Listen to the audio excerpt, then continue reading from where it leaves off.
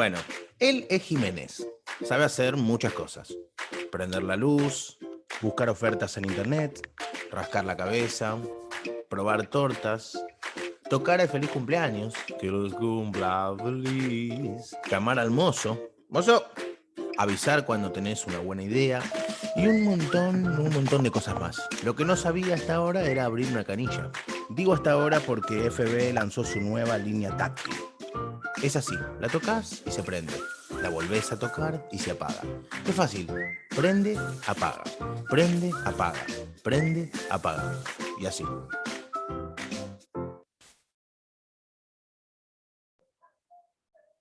Bueno, muchas gracias. Buenas tardes a todos. Muchas gracias por estar hoy acá con nosotros. Mi nombre es Virginia Campodónico, soy la jefa de marketing de FB. Y nada, primero quería darles las gracias de nuevo por acompañarnos en esta segunda charla del ciclo que hemos llamado Pensando la Arquitectura del Futuro. Como muchos saben, este año cumplimos 100 años en FB, 100 años de historia, y aunque por supuesto estamos muy contentos y orgullosos de nuestro pasado y del camino que hemos recorrido, nosotros este año queremos festejar pensando en el futuro, mirando hacia adelante y proponiéndonos nuevas metas y desafíos. Desde nuestros inicios siempre hemos estado buscando entender hacia dónde iba el mercado, apostando hacia el futuro, tratando de cumplir las expectativas de nuestros usuarios, entregándoles productos innovadores, de alta calidad y respaldo tecnológico. Estar a la vanguardia siempre fue un motor para nosotros, desde el inicio, desde que nuestro fundador llegó por allá en 1921 y empezó a trabajar en el fondo de su casa, y es lo que nos mantiene hoy en movimiento, trabajando para estos próximos 100 años, como decía recién. Creemos que para trabajar para este siglo que viene, es también pensarlo y reflexionar sobre los cambios que este futuro nos va a traer, y para de esta manera poder entenderlo e imaginarlo. Ese es el espíritu de estas charlas que decidimos realizar con la curaduría de Hernán Bisman, a quien agradecemos su colaboración. Y es en este aniversario que nos encuentra transitando una realidad global que modificó como nunca antes nuestras costumbres y nuestras conductas. Eso ha hecho también que hayamos creado nuevas modalidades, nuevas formas de relacionarnos con los demás y con los espacios, que también forman parte de esta mirada de futuro, a las que les proponemos asomarnos hoy de la mano de Max y Angélica, quienes con la moderación de Pablo Engelman nos introducirán hoy en la arquitectura doméstica. Muchas gracias y los dejo con todos.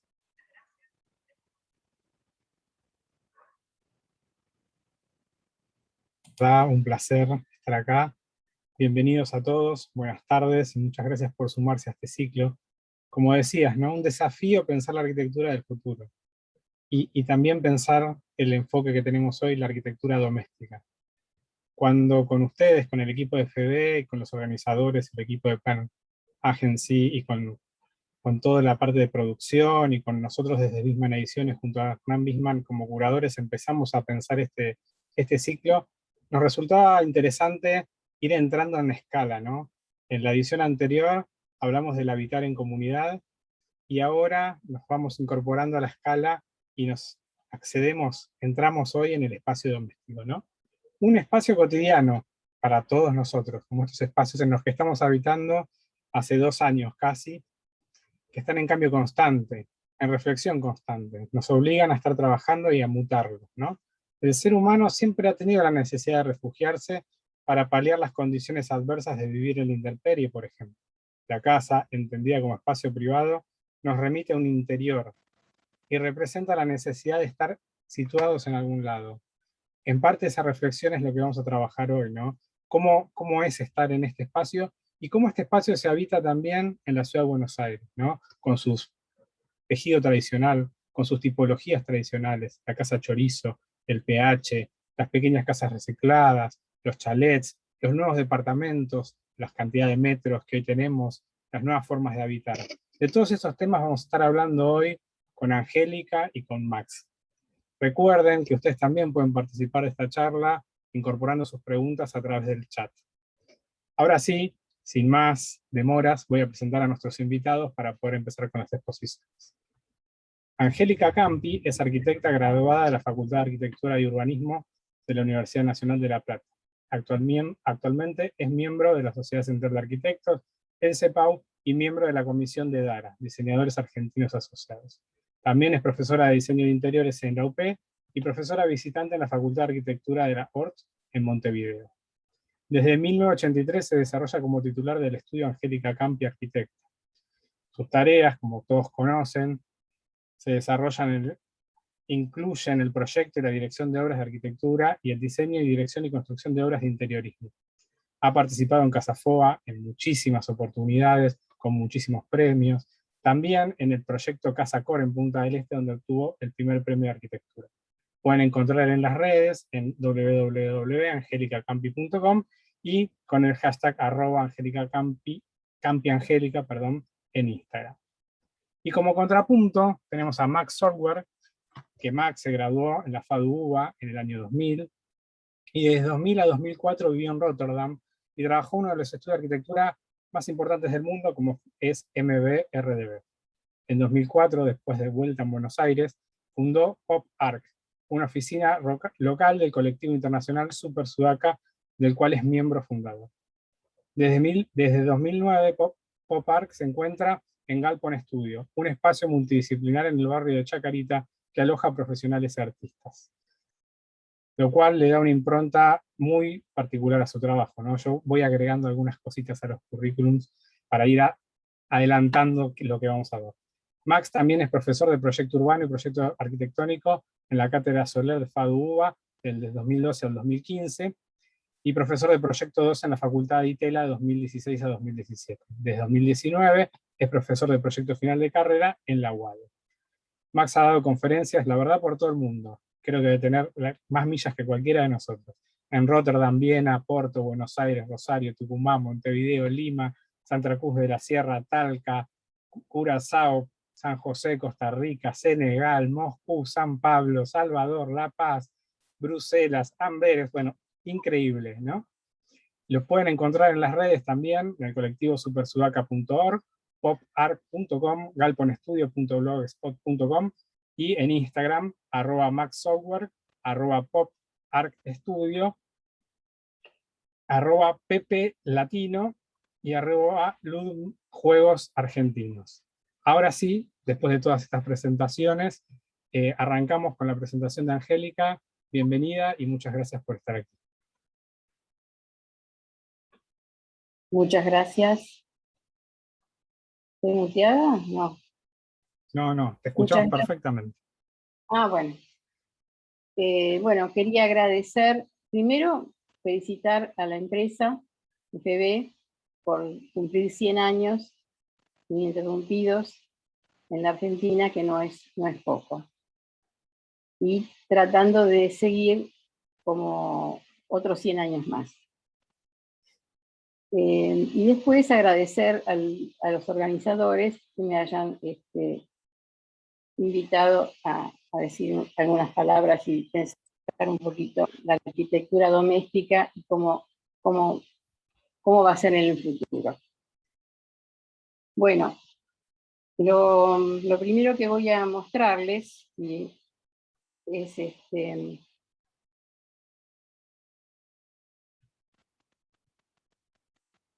puedo. Bueno, un poco la evolución del espacio doméstico, ¿no?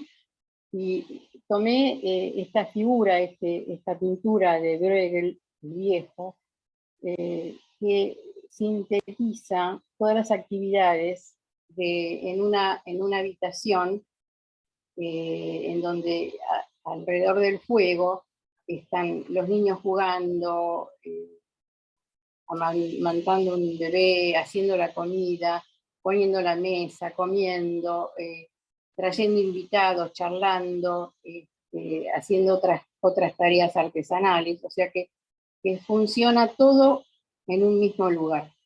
Y en ese lugar se desarrolla la vida de esas personas. Nosotros, más adelante, y ya en la República Argentina, empezamos, digamos, nuestra habitación más característica es la con patio, ¿no? Y la casa chorizo, que vendría a ser una especie de mitad de casa con patio, en donde esa cosa de mezclar todo no aparece ya acá, aparece realmente la cocina y el baño como lugares absolutamente separados de todo lo demás, de los dormitorios, del salón, del estar.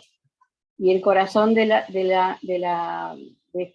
estas casas era un poco el exterior, ¿no? Pero eran muy poco luminosas y tenían muy poca ventilación. Después eso se fue transformando y la cocina se fue, digamos, armando más tecnológicamente. Pongo acá este ejemplo de esta cocina que yo la llamé tecnonaturalista, en donde pongo artificialmente, ¿no? Es un espacio interior, pero le pongo un patio con plantas verdaderas de iluminación y una pared de frutas y verduras, que en teoría tenía que ser una gran heladera donde se iban a conservar todas las cosas. La idea de, a ver, me parece que me pasé una. Bueno, no sé, no importa. Entonces, esa cocina que vimos al principio, que tenía otras comodidades, que tenía una mesada, un armario, elementos de cocina, pasa a esta otra que les mostré, que es un poco más sofisticada y que tiene que ver, es más iluminada y tiene que ver con la naturaleza.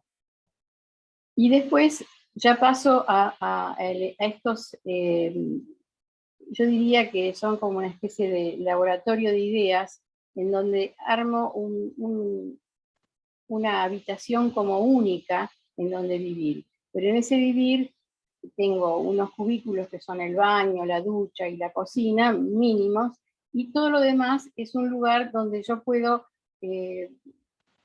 hacer lo que quiera.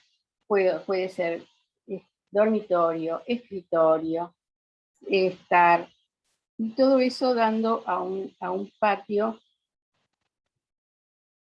que es un balcón, ¿no? Bueno, y digamos, estos experimentos me llevaron también a utilizar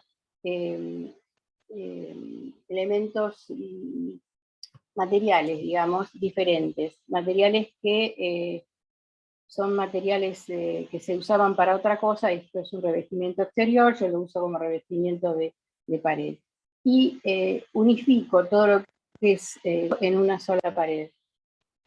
Y en esa misma pared aparece la cocina. Ya una cocina mínima, porque bueno, esto era para un matrimonio que viajaba mucho y estaba muy poco tiempo en su casa.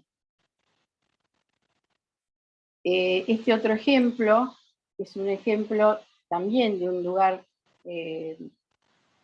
muy, muy grande, en donde la idea era que fuera la cocina de un chef, en donde él podía quedarse a dormir ahí si quería. Era su lugar de trabajo, el trabajo de armar, por ejemplo, acá un lugar de armar recetas, y después tenía una gran mesada y una cocina donde podía experimentar comidas, y además había un gran living donde podía invitar a sus amigos a que hicieran degustación. Y este placar estaba lleno de vestimentas propias del cocinero, ¿no? Delantales, gorros. Y siempre también con muy buena iluminación, y en este caso teníamos ventilación cruzada de una punta a la punta. Era un cañón corrido de ladrillo. Esto es muy, muy interesante como espacio, mucha espacialidad tenía ese lugar. Bueno, esta otra prueba, digamos, es bien como muy parecido a eso, en el sentido de que tiene un sistema, un eje en el medio que se desarrolla para los dos lados, que es una pequeña cocina, un pequeño baño, y hay dos lugares de estar. Uno que vendría a ser el dormitorio con un escritorio, y el otro es un estar que está cerca de la cocina. Y después, bueno, obviamente la pared esta es una pared guardado, que a mí me gusta mucho utilizar esa idea sintética de tener todos los servicios en esa pared, el televisor si es que hay, guardado de vajilla y también el guardado de la ropa. Y del otro lado, como para armar una cosa entretenida, una vista de lo que en ese momento era Barracas, esto era en CMD, en Barracas, y colgué, hice una gran carpintería de punta a punta y colgué una foto de Adela Aldama divina en donde estaba una calle de Barracas. Este es el mueble de guardado. Este es lo que ven, que es la ventana corrida con las puertas que se repiten. Este era el lugar de descanso, la cocina, el dormitorio y el escritorio.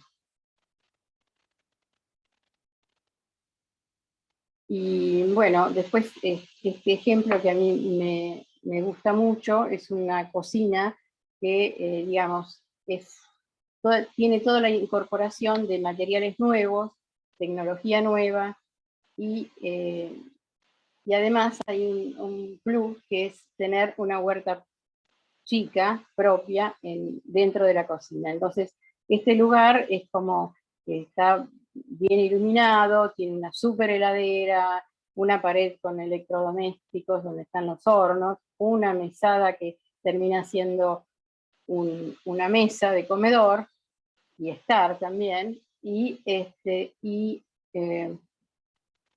a ver, me vuelve a correr.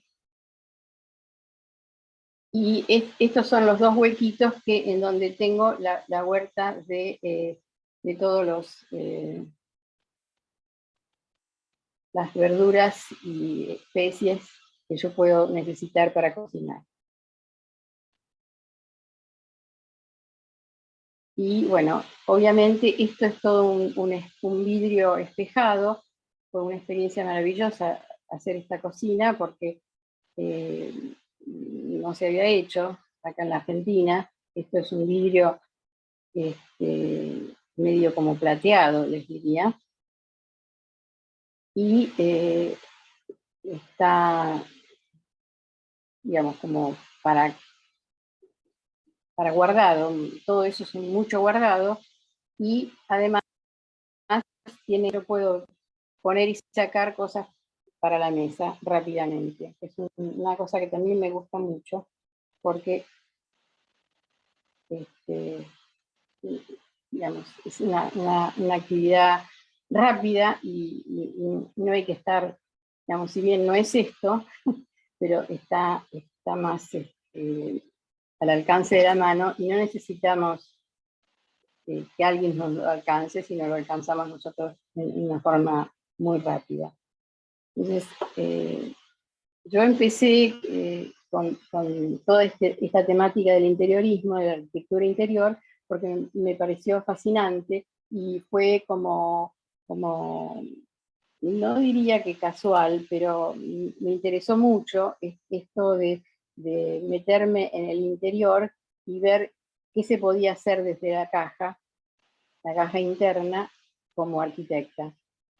Y empecé hace mucho, y al principio, bueno, no se veía muy bien, porque se le llamaba decoradora.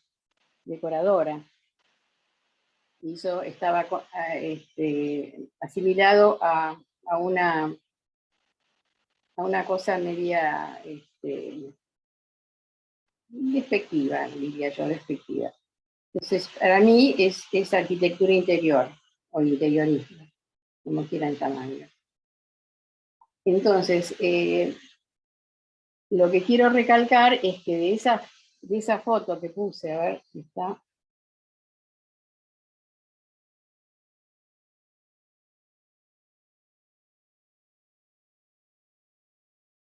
La foto, la última diapositiva,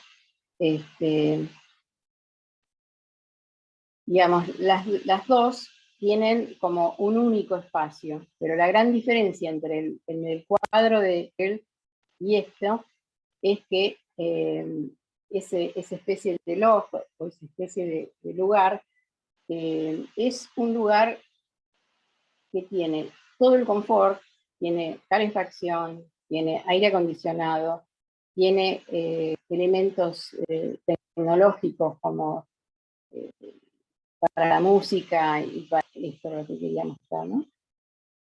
En síntesis es muy parecido a esto, pero esto está mucho más sofisticado. Y esta multitud que está en este mismo lugar, acá no aparece, porque la tendencia es que estos lugares, así todos comunicados y pequeños de alguna manera, más pequeños con menos metros cuadrados, son para una pareja sin hijos o para una persona sola. La tendencia también es irse a vivir solos en casi muchas ocasiones, ¿no? Y después una pareja, y después si vienen hijos, ya entonces el hábitat se modifica en una casa un poquito más grande. Pero la tendencia es tener espacios muy, muy pequeños para poder disfrutar del exterior. El exterior en este caso juega mucho, porque el exterior es una extensión de la casa y es un lugar público y social donde de alguna manera la gente le gusta estar, mucho más que en su casa. En su casa es un lugar privado donde va a dormir, a leer, a ver una película, o a estar con su pareja, o estar solo, pero por trabajar. Y también ese es otro tema, que el trabajo en la casa apareció. Entonces, pero claro, si el trabajo está, son dos nada más en la misma casa, el trabajo está bien, porque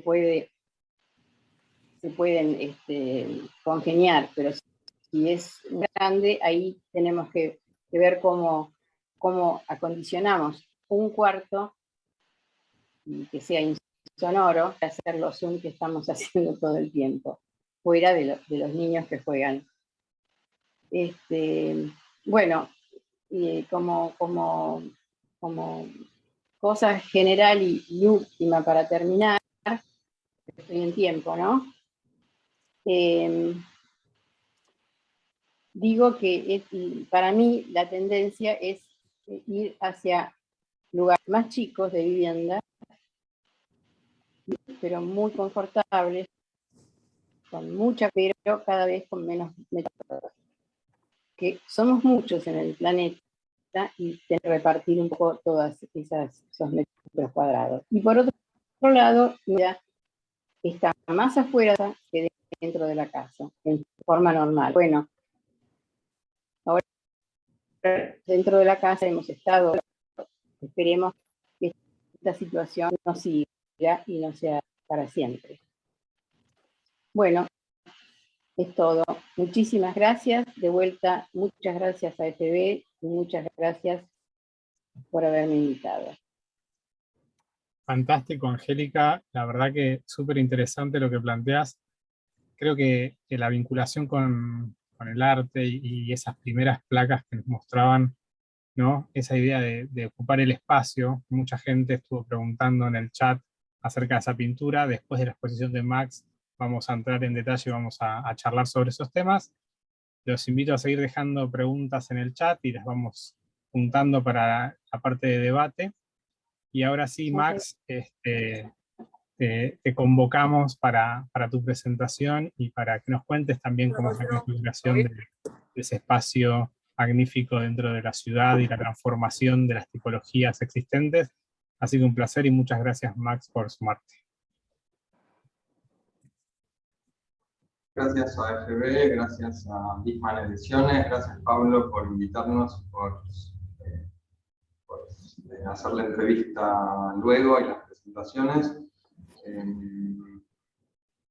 Creo que la presentación cuando nos nombraste fue muy buena, así que yo creo que voy a ir directo a empezar la charla. Yo soy Max Solquer, soy arquitecto de la UBA, viví 4 años en Holanda, como contó Pablo.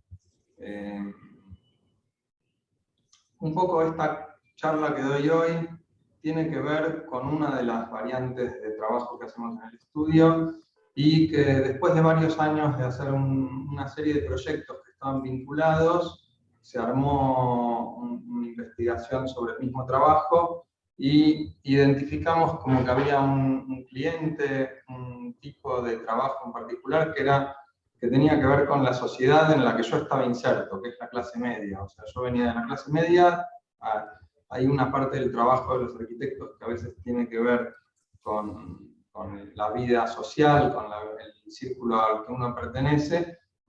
Esa parte del trabajo, en mi caso, tiene que ver con este tipo de actividades. El estudio que fundé cuando volví de Holanda se llama Pop Arc. Un estudio siempre es un lugar colectivo, aunque haya un arquitecto a cargo, aunque tenga el nombre de una persona, un nombre de fantasía, siempre hay mucha gente trabajando, así que la autoría de alguna manera siempre es compartida, no solo con los arquitectos y estudiantes que trabajan en el estudio, sino también con todos los proveedores, con los contratistas, con los herreros, carpinteros, que le van dando forma a la tecnología que uno usa y uno muchas veces diseña teniendo en cuenta con quién está trabajando.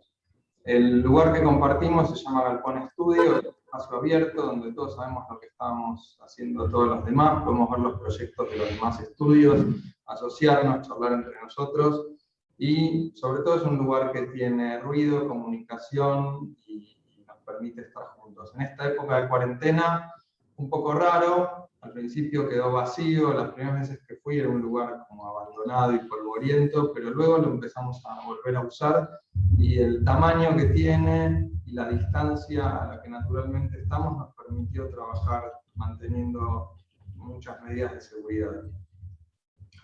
Cuando volví de Holanda, una de las primeras cosas que hice fue lo que se llama un condominio, un fideicomiso, un PH urbano, donde los arquitectos de clase media convocamos a conocidos que, digamos, es muy difícil conseguir un crédito para hacer un edificio. Entonces, una de las maneras en las que logramos hacer un edificio es juntando a los inversores de a uno, que es gente a veces del círculo personal, familiar, amistoso, y entonces los arquitectos, en este caso en un lote medio extraño, de 10 metros, que es más que lo habitual en Argentina, modificamos una tipología existente para que tenga más luz y más ventilación. Y el tema es que de esta manera el arquitecto se transforma como un empresario y promotor.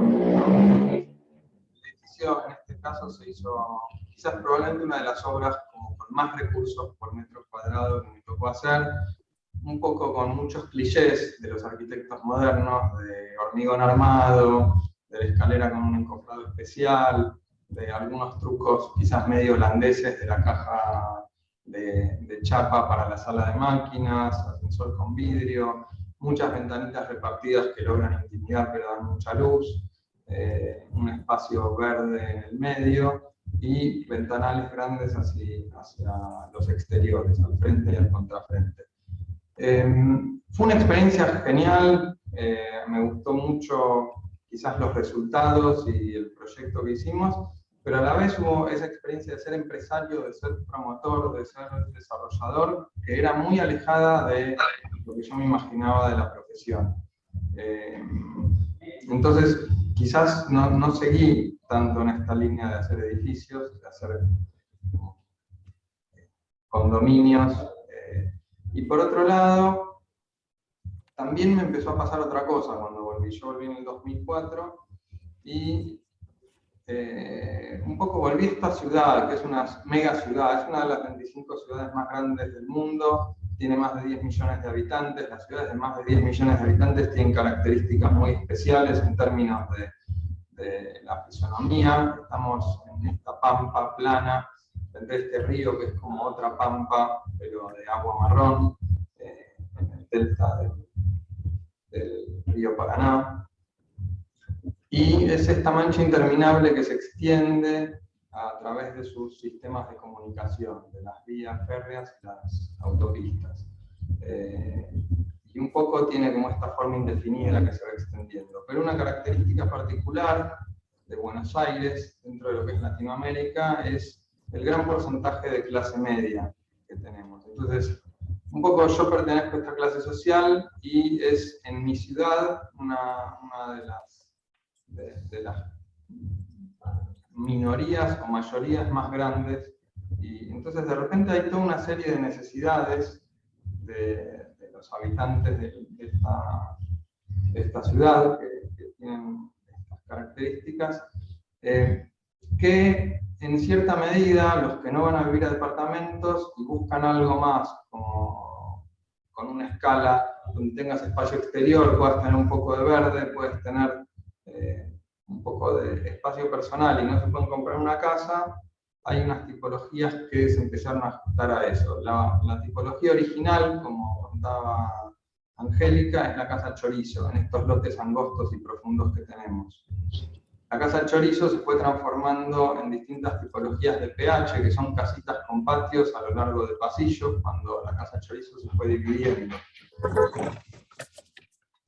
Entonces, cada una tiene sus características. La de adelante puede tener entrada individual, la del medio quizás está más apretada, porque está entre otras dos propiedades que tratan de ser lo más altas posibles, y la del fondo tiene una ventaja, que es que ocupa todo el ancho del terreno y de repente a veces le toca estar en un pulmón de manzana vacía y tiene más probabilidad de verde. Luego tenemos terrenos atípicos que permiten unas configuraciones muy distintas a las que dan los habituales de 866. Y los pH que se encuentran arriba, en un primer piso, de repente son los únicos que tienen vistas, terrazas y pueden tener otro tipo de configuración. Voy a mostrar algunas de estas obras. La primera que de alguna manera llamó la atención y se hizo popular es Minhaus, que es una muy pequeña. El lote era interno era de 6x7, estaba en el barrio de Palermo, y es una de las tipologías del medio, bien apretadita. Entonces, en ese terreno tan pequeño, un poco el secreto era ver cómo hacemos para meter todo el programa que requiere una casa en ese pequeño espacio. Entonces, decidimos poner en la parte existente el programa espacial, el programa de ambientes, de habitación, living, comedor, cocina, dormitorio. Living, comedor, cocina era uno. Y todas las funciones complejas iban en la estructura metálica que adosamos en el patio. Las de circulación y de baños y ese tipo de cosas. Por otro lado, tratamos de dejar el patio lo más grande posible y aprovechamos el clima benévolo de Buenos Aires con esta carpintería que se abre completa y vincula el living con el patio. Y una de las estrategias que utilizamos asiduamente en las obras es usar materiales expresivos, pero de alguna manera los más económicos del mercado, como el MDF en la cocina, que es los tableros más económicos que hay, el de fenólico multilaminado de pino, que también es muy expresivo con la veta y el color que tiene el fenólico, pero es un material casi de obra. Y en los baños que tenían que soportar humedad, usamos pino tratado PECOM, que es el que permite soportar agua, humedad, y le daba un toque marinero a la casa, también teniendo en cuenta el tamaño. Y la falta de espacio nos obligaba a hacer trucos interesantes, como usar el vanitori de baranda para cruzar el puentecito que llevaba el baño de arriba. También tiene como algunas cuestiones de reciclaje de unos acrílicos que recibimos, pero utilizados para dar forma y color a estos espacios que se volvían interesantes. Esta casa fue publicada en Amazon, en Japón, entonces de repente vino a trabajar un japonés que se quedó un año en la oficina, y algo gracioso es que con una obra de 55 metros cuadrados publicada, de repente me escribían arquitectos de todo el mundo que querían trabajar conmigo, y yo no tenía un estudio grande, había hecho un par de casitas de este tamaño. Entonces esta obra en particular fue muy interesante y hizo un poco conocido al estudio.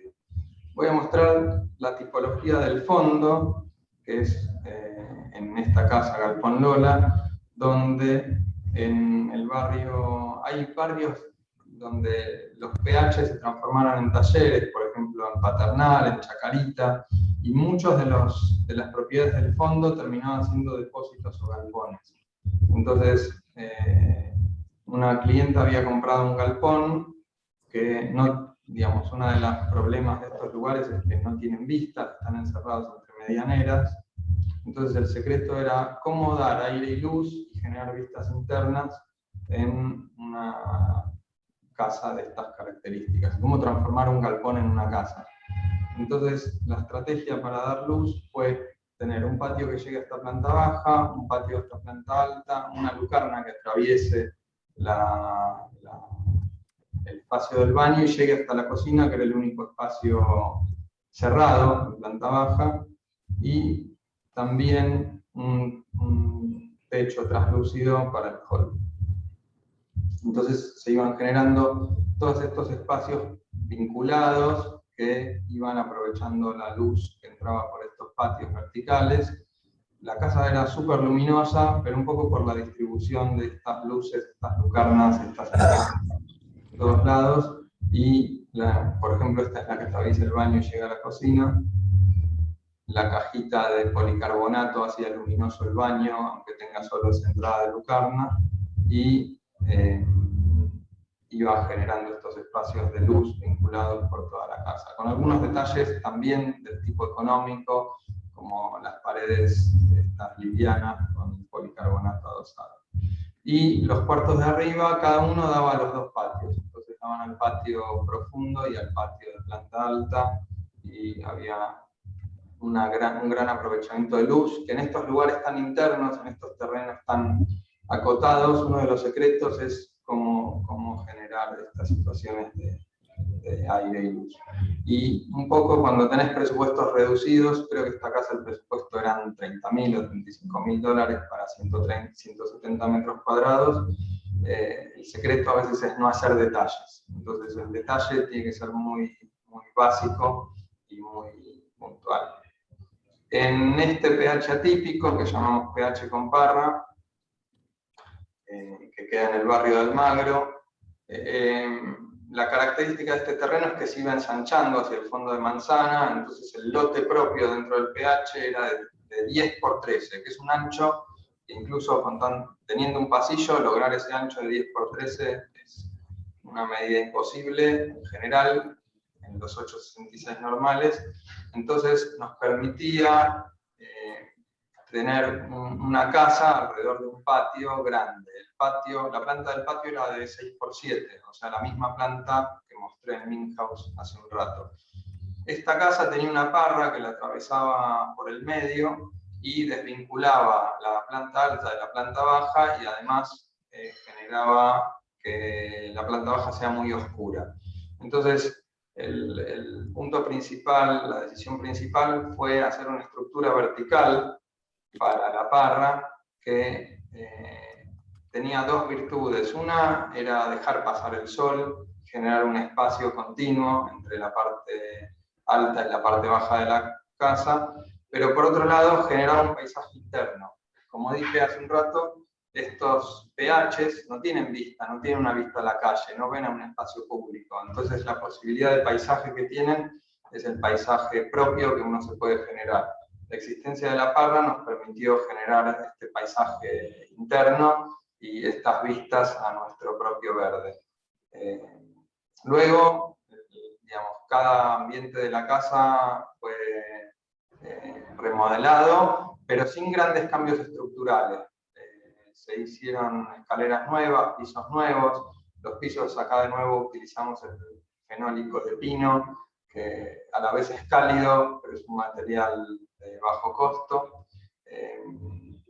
Y siempre la decisión de hacer las ventanas lo más grandes posibles, teniendo en cuenta que siempre estás en lotes cerrados, sin vista hacia lugares amplios, llevar todas las ventanas al máximo de tamaño y tener lucarnas hace que estos lugares que pueden ser profundos tengan luz.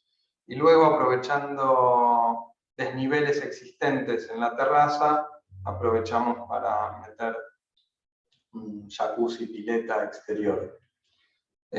Acá en Tres Casas volvemos a la típica casa chorizo.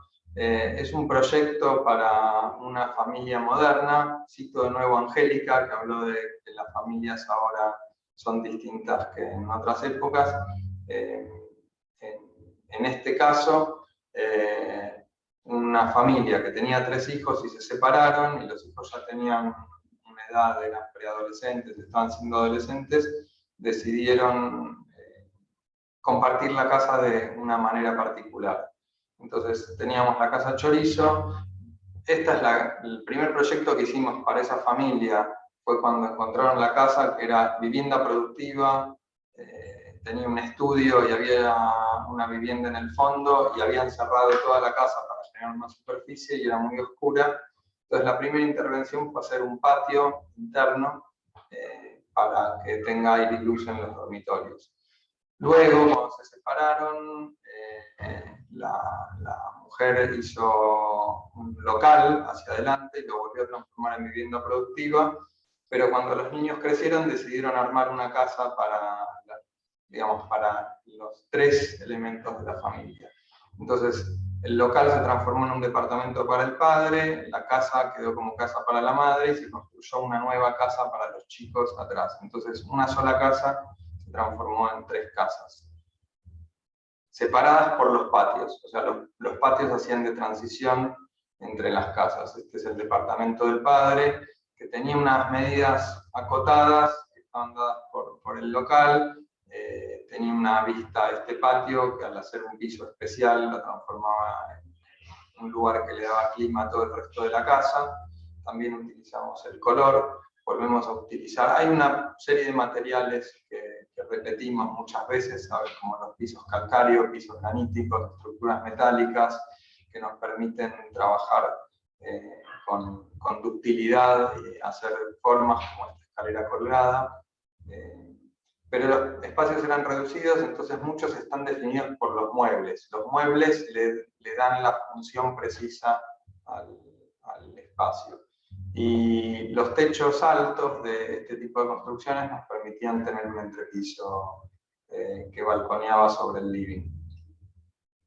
La casa de la madre, sobre todo, estaba enfocada en tener una super cocina con toda la vista, con su propia alfarería, y era bastante seca, ¿no? De hormigón a la vista, muy, si no tenés todo lindo, puede ser peligroso hacer una cocina así. De nuevo, la transición entre las 2 casas es el patio. Este patio es mucho más grande, con un damero que también va utilizando los mismos colores que se encontraban en el resto de la casa. Un poco, si ven los colores que utilizamos, pueden referenciarlo al nombre del estudio, que se llama Pop Art. Parte es por popular, pero también hace referencia a la estética pop. Y la casa de los chicos, que son 3 adolescentes, tiene un estar abajo con actividades recreativas de intereses para esa edad, y la parte alta, una biblioteca, lugar de estudio, y los cuartos, obviamente, con el estilo de cada uno a esa edad. Y por último, voy a mostrar el proyecto que estoy haciendo en este momento, que recupera varias de las cosas que conté antes. No voy a contar cómo es el proyecto, sino que voy a mostrar una secuencia de obra, que es la Casa Galpón. Es un poco con lo que aprendí del galpón de Lola y de todas estas experiencias, experimentos en lugares domésticos, en viviendas, en PHs, estoy haciendo mi propia casa galpón. Es un galpón en el barrio de Chacarita, en la parte cercana a Warnes, donde están todos los talleres mecánicos, en este lugar que es rudo pero mágico a la vez, que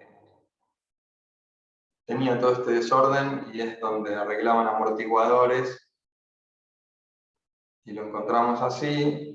Y pensar que esto se puede transformar en una casa, para alguna gente a veces era complicado de pensar, pero toda esta estrategia de abrir espacios, de generar luz, de ir armando patios, es lo que nos permitió ir transformando de a poco este espacio en un espacio doméstico. O sea, el espacio rudo, rústico, industrial, se va transformando en un espacio doméstico, de todas maneras con mucha técnica y tecnología industrial, pero artesanal. La herrería es yo amo trabajar con herrería, es muy artesanal, te permite definir muy precisamente muchas situaciones y hacer muy fuera de lo estándar los espacios y los detalles. Y de a poco este espacio se fue transformando y próximamente será un lugar doméstico. Muchísimas gracias y espero que esté bueno ahora el debate con Angélica y Pablo. Vuelvo con vos, Pablo. Ellos se escuchan. Hola, hola. El inconveniente técnico que tuvimos con el final de la presentación de Max, cosas que suceden en este ámbito tan complejo como las conexiones online. Pero bueno, ya estamos de vuelta, así que ahora vamos a reconectar con Max y con Angélica y vamos a comenzar el debate. La verdad que es súper interesante las dos presentaciones, dos miradas que abordan, ¿no?, el espacio quizás más íntimo, más interior, la mirada de Angélica, y después la construcción de un espacio nuevo que se adapta y que muta en función a las nuevas formas de habitar a partir de la mirada de Max, ¿no? Creo que como contrapunto que pensamos esta charla originalmente, esa idea de trabajo lo junta en un lugar, ¿no? Quizás la mirada que teníamos, que eran dos personas que tenían una óptica distinta, que encaraban de distinta forma la profesión, los termina involucrando en una misma forma de desarrollar los espacios, trabajando mucho con el objeto, ¿no? Hay un tema con las piezas, con lo objetual, que se desarrolla muy interesante. Estamos ahí esperando a Angélica y Max para charlar estos temas, ¿no? Empezar un poquito muchas preguntas de ustedes en la conexión de Zoom. Ahí estás, Max. Buenísimo que te tenemos de vuelta. Ahora esperamos a Angélica. Pero podemos empezar a charlar, ¿no? De paso, así vamos amenizando este corte que tuvimos. Es en lo que vos nos mostrabas, me parece que, y retomando un poco lo que Angélica hablaba de los modos de habitar, ¿no? ¿Cómo influyen en tu pensamiento o en la construcción de tu arquitectura esos modos de habitar? ¿Y cómo vas de alguna forma incorporando esos cambios? Creo que la casa que mostraste para la pareja que se separa y que los hijos, y esas mutaciones, digamos, de alguna manera, ¿cómo las incorporás al flujo de trabajo cotidiano para introducirlas tan bien en los proyectos? Y en parte es parte del argumento. Cada vez que haces un proyecto, las condiciones de habitación que requiere el cliente, para mí es como un argumento, es como una historia. Entonces, me parece que cuanto más interesante es y cuanto más puedas saber del modo de vida que les gustaría tener, más me sirve para tener un argumento más interesante para definir los espacios. Entonces los espacios que intento hacer tienen que ver con ese futuro, ese proyecto de vida, esa idea de cómo van a utilizar estos espacios. Entonces trato de no guiarme por living, comedor, cocina y ese tipo de definiciones, sino más bien por esa historia de personas. Entonces, de alguna manera, es una de las ideas con nuestro trabajo. Está bueno esto que decís de salir de los mitos de las etiquetas de los espacios, ¿no? Y creo que también sucede mucho en lo que mostraba Angélica, ¿no? Esa desmitificar la cocina como espacio para una actividad y que sea un área que involucra el descanso, el pensar, el diseñar. ¿Pensás que hoy, con el cambio que vivimos a partir de la pandemia, realmente estamos de alguna forma nosotros superando las etiquetas y reconvirtiendo esos espacios por necesidad? ¿Y eso va a cambiar la mirada de la arquitectura a futuro?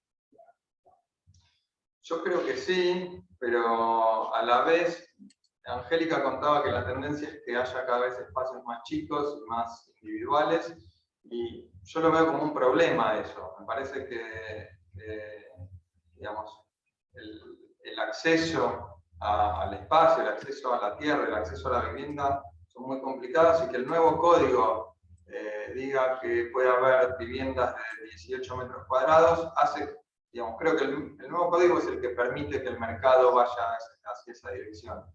Creo que la pandemia nos está demostrando que la vivienda es algo mucho más complejo que un lugar para dormir. La vivienda es un lugar que puede ser productivo, que puede haber familias complejas, que puede tener un montón de situaciones que requieren muchos usos a la vez, muchos programas a la vez. Entonces, la obligatoriedad por la economía en la que estamos atravesando, por eso es como una tendencia mundial esa, de reducir el espacio de vivienda, a mí me parece que va en contra de las enseñanzas de la pandemia. Me parece que la posibilidad de tener espacio exterior, de tener vistas, de tener...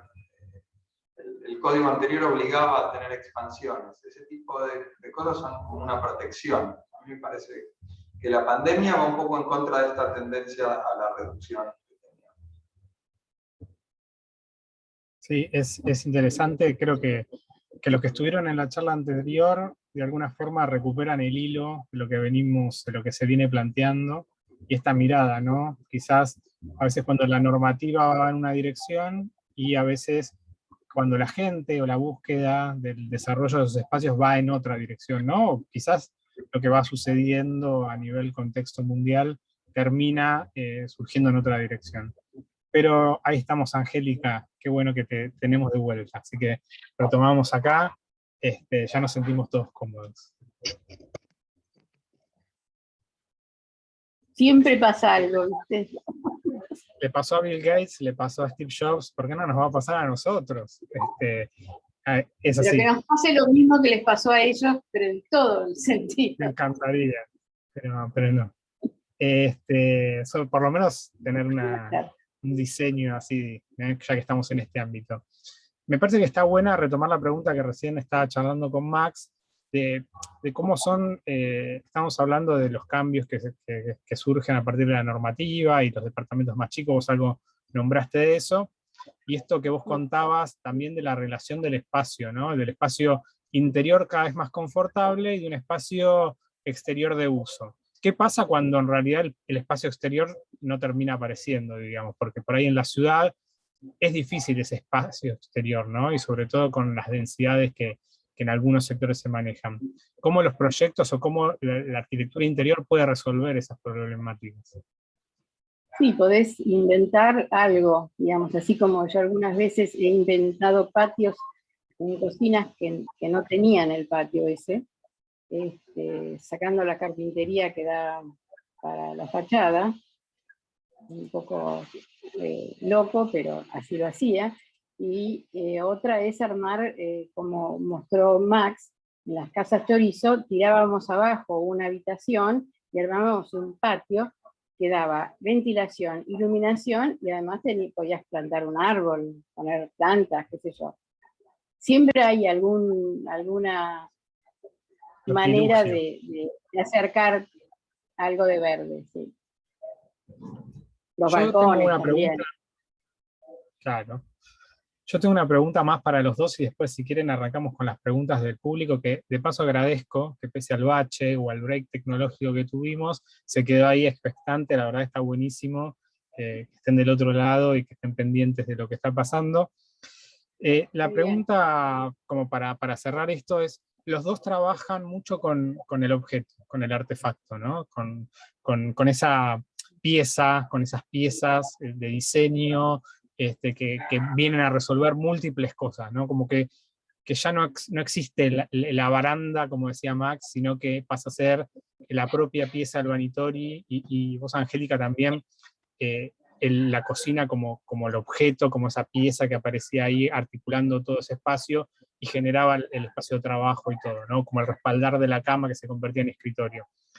En esa escala más íntima, ¿no? Los dos, ¿cómo trabajan también con el usuario y un poco desarrollar ese tipo de piezas en situaciones de proyecto que a veces son como más complejas, más grandes, casas que se mueven, que se arman, ¿no? ¿Qué mecánicas tienen proyectuales para meterse en ese lugar, ¿no? Imagino que el dibujo es una de ellas, pero bueno, la idea es que nos contesten ustedes y no que me autoconteste yo. Max. Si querés empiezo con algo que es, para mí cuando te referís a los objetos, hay, digamos, en todas estas cuestiones de escala doméstica, muchas veces no tenés todo el espacio que querés o el presupuesto que querés, o siempre partís de alguna restricción. Entonces la restricción se vuelve parte del argumento. Dentro del colectivo Super Sudaca, del que formo parte, como contaste, fuimos elaborando algunas estrategias, y una que inventamos es la del Mueblenstein, que es como este mueble hecho con muchas funciones. Entonces el Mueblenstein tiene que resolver más de una cosa por vez. Entonces esa restricción se transforma en un tipo de objeto que se vuelve complejo, porque tiene que, digamos, con una sola forma, o con una sola habitabilidad, o con una sola construcción, resolver desde el baño al living, a un mueble de guardado, a una escalera. Entonces, este tipo de objetos raros en realidad no es por la intención en sí de hacer un objeto loco, sino más bien de, con una decisión, resolver muchos problemas a la vez. Genial. Angélica, ¿estás ahí? Estamos con algún temita de conexión, me parece que Angélica está congelada. Ahí está. Entonces, bueno, seguimos avanzando de vuelta. Y vamos a arrancar, Max, en este dúo que nos ha tocado en este momento, con las preguntas del público. Así amenizamos y también incorporamos la participación también del público. Está buenísimo. Están preguntando cosas súper interesantes. Tengo varias reservadas para Angélica, así que espero que se vuelva a conectar. Acá estás, Angélica. Entonces, te escuchamos tu reflexión. Ahí estás. Te escuchamos perfecto. Así que escuchamos tu reflexión acerca de lo que hablábamos recién. ¿Qué herramientas utilizás para...? Digamos, de alguna manera, en forma diferente, pero yo también tomo el objeto, pero el objeto de la caja, de repente armo toda una pared que va de punta a punta y tiene 11 metros de largo, y es biblioteca, qué sé yo, un lugar de guardado de vajilla, o sea, vajillero, el televisor, la música, la ropa, y una cocina, de repente. Ahí yo ahí mostré dos ejemplos donde me aparece esa cosa que yo me repito mucho con esto, porque es mucho, y me gusta, digamos, un mueble que no es un mueble sueltito, sino que es una pared contenedora de todas las cosas que necesito poner en una casa. A veces se hace difícil con un cliente. Yo estuve mostrando cosas que eran más, ¿cómo te diré?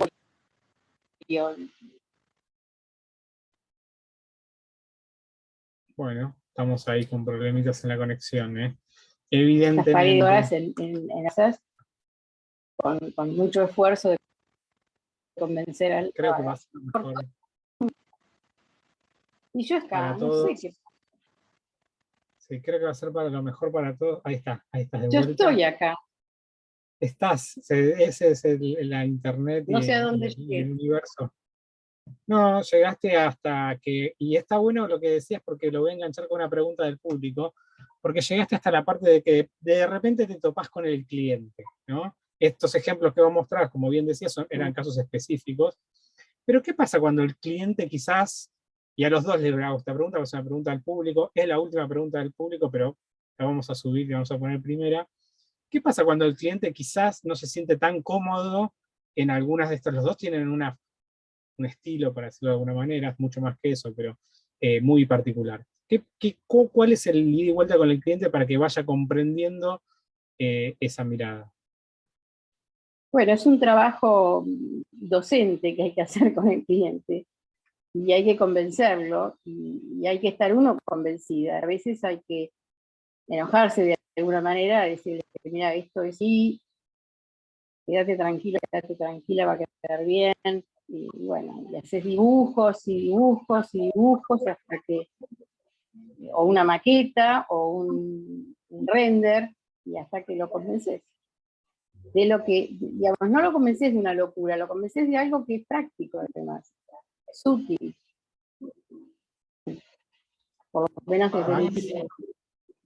el modo de trabajo que tenemos en la oficina, que quizás viene un poco también de la experiencia holandesa, es ir siempre de lo general a lo particular, y desde el programa y primero y lo estético último. Entonces, nosotros vamos trabajando mucho con la estrategia espacial, la estrategia programática, lo que hablábamos hace un rato de la forma de vida, el estilo de vida, y lo que va a construir ese espacio va apareciendo después, no es lo primero que aparece. O sea, entonces, No, claro que no es de lo alguna primero. manera, el proceso estético se va haciendo juntos. Entonces, eso a mí me sirvió mucho para que no haya tanto una fricción sobre cómo se van a construir las cosas.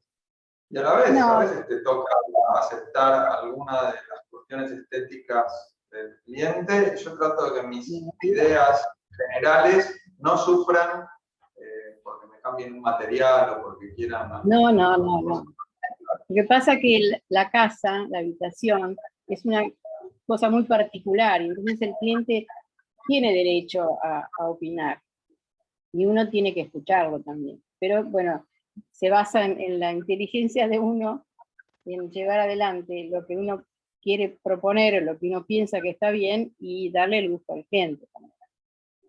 Sí, es interesante lo que están planteando ambos, ¿no? Porque por un lado está ese proceso de profesional y de acompañar, y por otro lado también, quizás en lo que cuenta Max y también Angélica, esa idea de ir conociendo y aprendiendo también de los usos y las actividades, ¿no? Cuando nos toca trabajar con los jóvenes, en ese caso me llamaba la atención, Max, la propuesta para una de las habitaciones de los niños, bueno, o de los adolescentes que tomaban esa casa, y todos en nuestras etapas hemos trabajado con nuestros hijos y entendido las nuevas maneras, ¿no?, a las que se vienen de incorporar los espacios.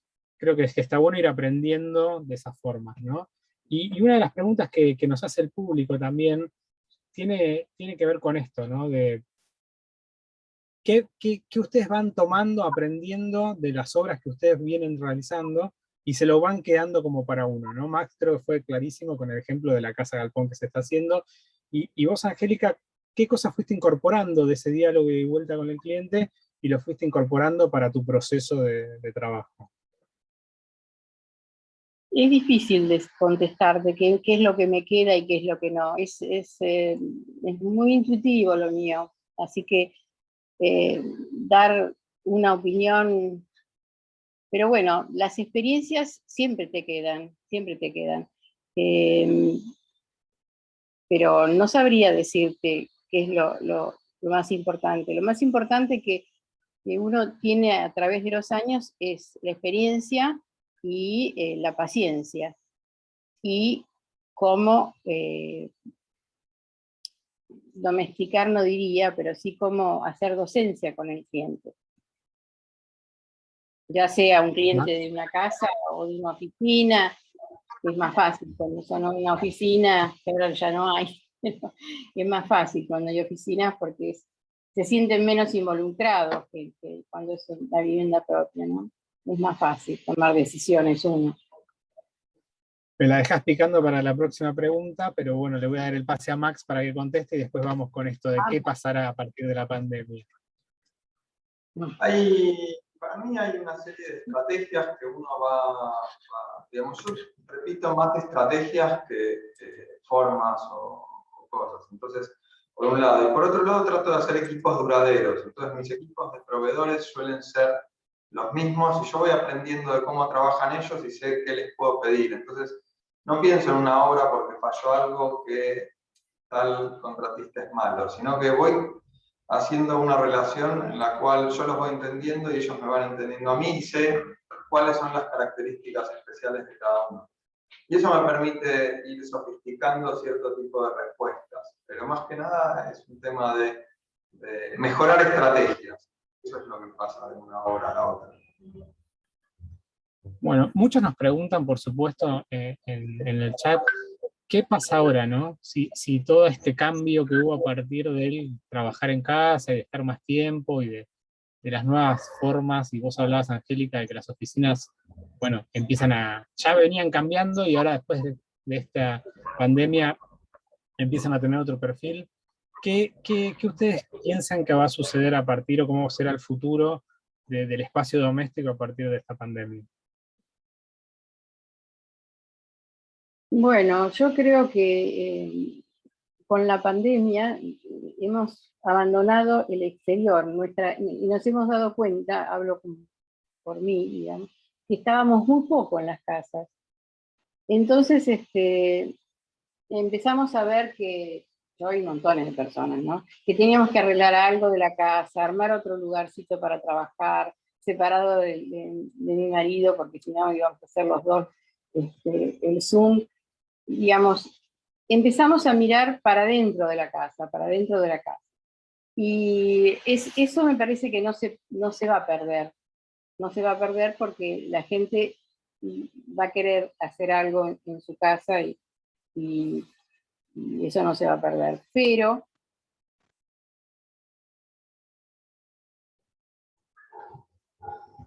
Lo que sí se nos pierde es la conexión y es un tema que también es importante en algún momento. Es un problema de la pandemia también. Sí, a mí me pasa con el tema del trabajo doméstico, digamos, dentro del ambiente doméstico, que tiene algunas ventajas y tiene algunas grandes desventajas también. Entonces, nosotros en el estudio incorporamos como parte del trabajo en el estudio, que hay días que alguno se puede tomar y trabajar en la casa, como algo que quizás entró a la vida habitual. Para mí, por ejemplo, dar clases virtuales tiene alguna ventaja, como no tener que ir tan temprano a la facultad, que tiene un horario de ahí 7:45. Pero por otro lado, yo creo que la enseñanza a distancia es muy problemática. O sea, el año pasado había cierto entusiasmo porque era nuevo, pero este año fue muy difícil para mí y para los estudiantes. O sea, tengo poco encendido de pantalla, no sé, es como que la gente, el tipo de atención que hay que dar en la pantalla es muy distinto que el tipo de atención cuando uno está en persona. Por ejemplo, si estás en persona, te puedes distraer un momento, hacerle un comentario de al lado, buscarte el vaso de agua, lo que sea. Y en pantalla hay mucha restricción a ese tipo de doble atención, triple atención.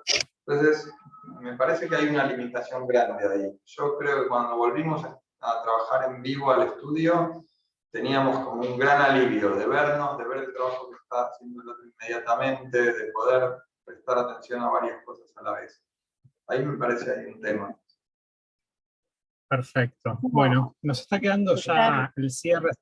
Sí, Angélica, querías agregar algo. No, decía que el regreso al estudio fue un alegrón, un paseo, digamos. Es como salir de viaje para mí, porque tanto tiempo encerrado fue muy, muy, muy malo. Tal cual. Bueno, nos quedan 5 minutos. Sí, creo que nos pasó en general a todos, ¿no? Y coincido mucho con Max con el tema de la enseñanza, y todos acá somos docentes y nos toca ese doble rol. Pero bueno, nos está quedando ya muy poquito tiempo para cerrar, así los invitamos al próximo capítulo. Pero antes les quiero hacer una pregunta puntual del público a cada uno, que tienen como, ahí hay algunas dudas del público muy certeras. Una para vos, Angélica, que es que nos cuentes un poquito más sobre la pintura que elegiste para iniciar tu PowerPoint. Parece que eso despertó muchísimo en el público que nos está mirando. Horror. Bueno, es un cuadro de Bruegel, Peter Bruegel, el viejo, que es un pintor del 1500. No se sabe mucho de él, pero era manierista. En todos sus cuadros hay otro cuadro que es muy, muy famoso, que es la Torre de Babel, que es muy lindo. Y es contemporáneo del Bosco también, ¿no? Como que de alguna manera es totalmente distinto, pero que coinciden en algo. No hay muchas obras para ver de él. Esta obra dice un libro que yo tengo, de la cual lo saqué, que está en Londres, pero no sé, no lo vi en Londres. Puede ser que esté, pero no tengo mucha data de este pintor, pero me pareció interesante. Y esto se llama Puerto de Nápoles. Él estuvo un tiempo largo pintando en el estudio de otro pintor en Nápoles. Es todo lo que puedo decir. No, la verdad que está buenísimo y es fundamental, ¿no? Como el arte empieza a anticipar muchísimos de los procesos de la vida cotidiana, ¿no? Lo vemos en el paisaje, lo vemos en la vivienda. Creo que es un proceso que es súper interesante y que siempre está ligado a lo que va sucediendo. Max, para vos tengo todas preguntas, son muy específicas de la gente que se ha introducido, se metió con, que se introdujo con tu arquitectura, y bueno, puntualmente hay como unas preguntas como que son muy raras, así que las voy a tratar de sintetizar, que tienen que ver con ciertas problemáticas o ciertas especificidades que suceden en el mundo actual, como cómo resolvés el tema de los patios en relación a la seguridad, ¿no? O sea, como esa ampliación del volumen exterior o de la fachada te permite de alguna manera tener accesos desde afuera y cómo controlas eso. Y si pensaste en algún momento en algunos problemas de estas lógicas nuevas que tienen que ver con la gente que tiene otras capacidades motrices en relación a los espacios que vos propones. Son muy específicas, así que espero puedas ahí ilustrar. Yo puedo contestar las preguntas. Con respecto a la seguridad, yo no soy paranoico, no es que nunca me haya pasado nada, pero yo dejo todo abierto en general. Incluso me olvido el auto abierto millones de veces. A pesar de eso, no tuve muchos eventos. Que no te escuchen. Bueno, no sé, yo no quiero vivir en una cárcel. Tengo clientes que tienen pánico y que necesitan mucha seguridad, y he hecho carpinterías que se parecen mucho a rejas o a veces formas raras que cubren el patio y terminan siendo una pérgola, una reja, hay verde. No sé, trato de que no parezca. Si tiene que haber seguridad, que no parezca que estás encerrado. Pero las veces que lo hago para mí o para gente que no es tan paranoica, nada, bueno, tiene cerradura, pero está el vidrio. Y bueno. Y con respecto a... ¿Cuál era la otra? Me perdí. Ahí. No, las capacidades motrices diferentes en algunos casos, la accesibilidad y todas estas modalidades como, bueno, me imagino que ahí el cliente lo estudias antes. O sea, y sí, o sea, todos estos proyectos son individuales, específicos para un usuario en particular. Cuando haces cosas universales, por ejemplo, no sé, en el primer proyecto que mostré tenía rampa, digamos, todos los accesos eran con puertas gigantes, o sea, era el lugar más cómodo del mundo, pero porque era un lugar para un usuario más indefinido. Cuando vos tenés un usuario definido, te guías con las características esas. Y cuando tenés un usuario indefinido, tenés que prever más posibilidades y más amplitud a quién va a servir ese lugar. La verdad que buenísimo, brillante las respuestas de ambos, muy, muy claras y muy también ilustrando la forma de trabajar, ¿no? Y muy relacionadas al proceso de trabajo. Les agradezco en nombre de FB, en nombre de Bisman Ediciones, la posibilidad de esta charla. Por supuesto, agradecerle a todo el público que se quedó ahí, pese a las vicisitudes técnicas. Por supuesto, invitarlos a que puedan seguir esta serie de encuentros. Primero, la posibilidad de revisar esta charla, o de pasarla, o de volver a verla, a partir de la página de FB, que es 100.fbsa.com agenda. Y ya invitarlos, antes de darle el cierre a Virginia, al próximo evento que vamos a tener, el próximo 9 de septiembre, con el tercer episodio, es Antrópico y Natural, y que tendrá invitados a Ana Raskowski del Estudio Planta y a Mario Máspero de Casa Estudio Máspero. Dos miradas súper interesantes en relación a este nuevo vínculo con la naturaleza. Así que bueno, los dejo con Virginia. Muchas gracias para cerrar el evento. Gracias, Pablo. Bueno, gracias, Angélica y Max. La verdad que es un placer escucharlos. Súper interesantes sus presentaciones, sus puntos de vista hacia cómo vemos que viene el futuro de los ambientes. Gracias a todos por, como dijo Pablo, quedarse hasta el final, a pesar de los inconvenientes técnicos que tuvimos. Esperamos verlos en los próximos encuentros, y como dijo Pablo, pueden ver toda la agenda también de los encuentros que vienen e inscribirse desde la página web de FB. Así que nos vemos en los próximos. Muchas gracias a todos.